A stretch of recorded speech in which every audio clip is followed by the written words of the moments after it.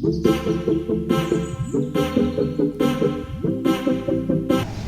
ఇక్కడ మా మిస్టేక్స్ అర్థమైంది సార్ చెప్పినట్టు. ఫస్ట్ ఆఫ్ ఆల్ ఏంటంటే మేమేం మిస్టేక్ చేస్తున్నాం అనేది అయితే బాగా అర్థమైంది సార్.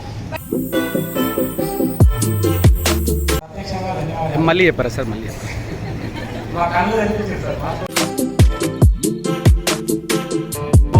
మనం కనుక సమయం ఇవ్వకపోతే ఇవాళ రోజున ఈ కల్తీ యుగంలో ఈ కాలంలో పిల్లలు ఎంతగా డిస్టర్బ్ అవుతారనేది మనం చాలా చక్కగా మన శ్రీనివాస్ గారు మరి ఎంత అంటే ఒక హృదయానికి హత్తుకునే విధంగా మనందరికీ చూపించడం జరిగింది.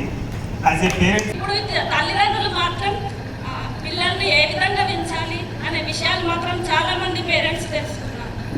ఈ పాయింట్ మాత్రం నాకు బాగా నచ్చింది, అందుకే పాదాభివందనం తెలియజేస్తాను. అసలు లైఫ్ అంటే చదువు అంటే ఒక జాబ్ ఒకటే అదొకటే ఒక లైఫ్ కాదు కదా, ప్రాణం అనేది చాలా ఇంపార్టెంట్. సో నాకు పాదాభివందనం తెలియదు. Actually so before the session after the session మా యొక్క పేరెంట్స్ యొక్క ఆలోచన విధానం అనేది ఎలా ఉందని ఇక్కడ చూసుకున్నట్టయితే lot of changes. I think చాలా ఎక్సలెంట్ ఎక్స్ట్రాఆర్డినరీ ప్రోగ్రామ్స్ అనేది.